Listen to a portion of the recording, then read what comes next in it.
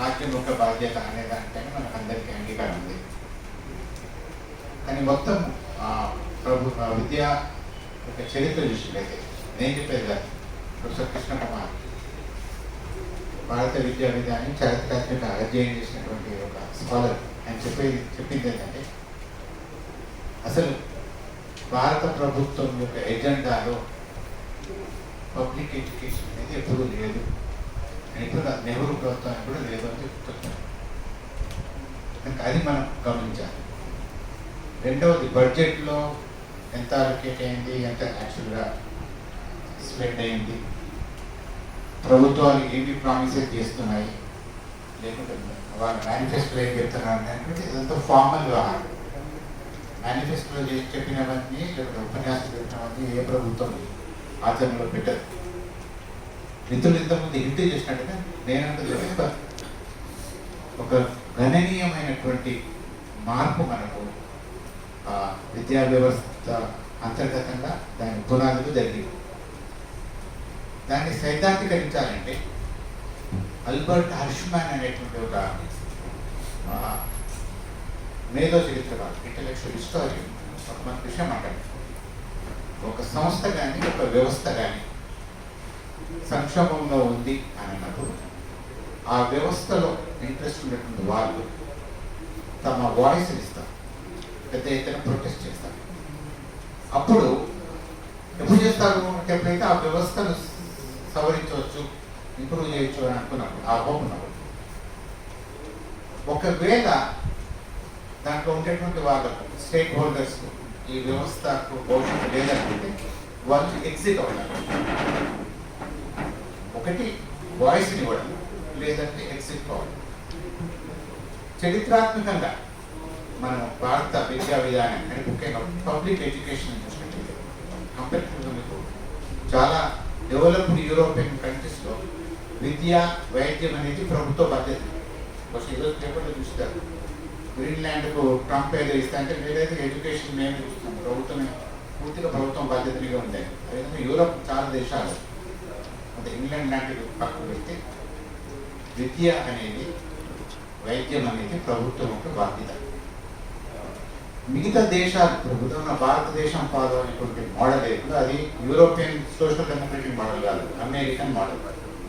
ఇక్కడ పాయింట్ మనం గుర్తించాల్సింది ఏంటంటే 1970 తర్వాత ఎమర్జెన్సీ తర్వాత పెద్ద ఎత్తున మధ్యతరగతి చదువుకున్నటువంటి మధ్యతరగతి ప్రభుత్వ విద్యా వ్యవస్థ నుండి బయటకు పాయింట్. రెండవది, ఈ లిబరలేషన్ గ్లోబలైజేషన్ నేపథ్యంలో విపరీతంగా ప్రైవేటీకరణ ఉత్సాహం ఇవ్వడం వలన, ప్రోత్సాహం ఇవ్వడం వలన ప్రైవేట్ రంగాలు ఏర్పడినాయి. ఈ మధ్యతరగతి అక్కడ షిఫ్ట్ అయినాయి. అంటే ఈరోజు ప్రభుత్వ వ్యవస్థ ఇంత అంటే స్కూల్ నుండి యూనివర్సిటీ వరకు ఈ స్థితిలో ఉండడానికి ప్రధానమైన కారణం ఏమంటుందంటే మధ్యతరగతి దీంట్లో లేదు.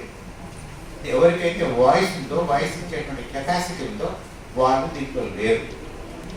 కనుక పెరిఫెరీగా ఉండేటువంటి ఈ సామాజిక కన్సర్న్ ఉన్నటువంటి మేధావులు ఇచ్చేటువంటి వాయిస్ సరిపోద్దండి. కనుక ఇక్కడ ఇది ఒకటి. ఇక్కడ చాలా తమాషైనటువంటి వైద్యం అంటారు. రెండవ వైపు మీరు మొత్తం దాదాపు ఇక్కడ మేము యూనివర్సిటీలో ఉంటామంటే చాలా రాష్ట్రాలు తిరగడం అనేది జరుగుతుంది.